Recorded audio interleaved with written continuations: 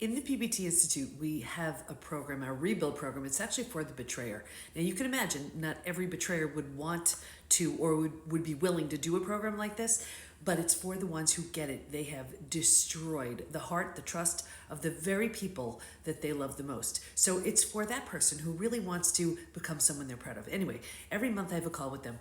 And last night we had our call, and it was so interesting because this was showing up with everybody. And if you're the betrayed or the betrayer, I really want you to hear this. When the betrayed is triggered, the betrayer is trying to be there for them and trying to explain and use logic and rational thinking and all of this stuff. Well, in the betrayed, what's going on for the betrayed person is their mind has been hijacked and logic does not resonate at all. And I was explaining how for the betrayer, they're using their head to appeal to the betrayed's head, which is completely offline. If that doesn't work, they're using their head to appeal to the betrayed's heart. That doesn't work either.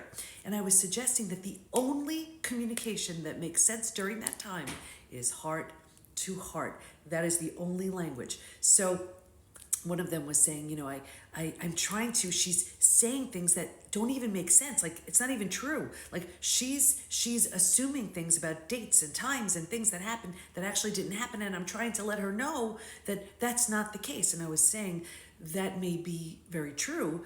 It's not the time. It's not the time. She's not going to hear it.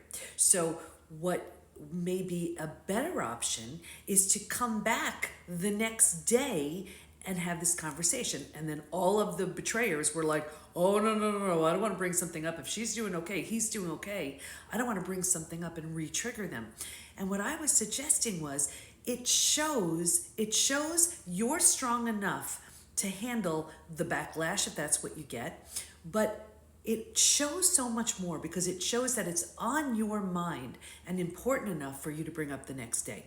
So when you're to the betrayer, when you're thinking, something, I don't want to ruffle any feathers, things are kind of calm, and you don't bring something up, it's not registering nearly as much as when you bring something up, whether you're showing how different you are, how clearly you see it, how disgusted you were at that version of you who could have ever done such a thing. All of these things, yes, they're uncomfortable, but even in that discomfort, even in that awkwardness, you're displaying vulnerability. You're showing them you're different, and you want them to know just how different you are, and you're willing to just go there with them and be there with them in the way that they need. But when they're triggered, not the time. They're not going to hear it. Remember, you're going from head to head or head to heart. Heart to heart is the only thing that registers them. And bringing it up at a different time when things are a little, more calm, really kind of gets that message across that it's important enough to you.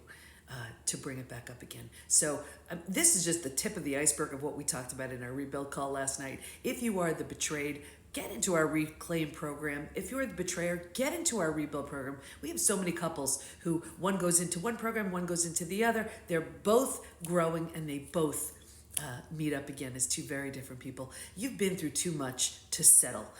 This is an opportunity to create a new and beautiful relationship if you're both willing to do some deep, intense work, and that's exactly what we do.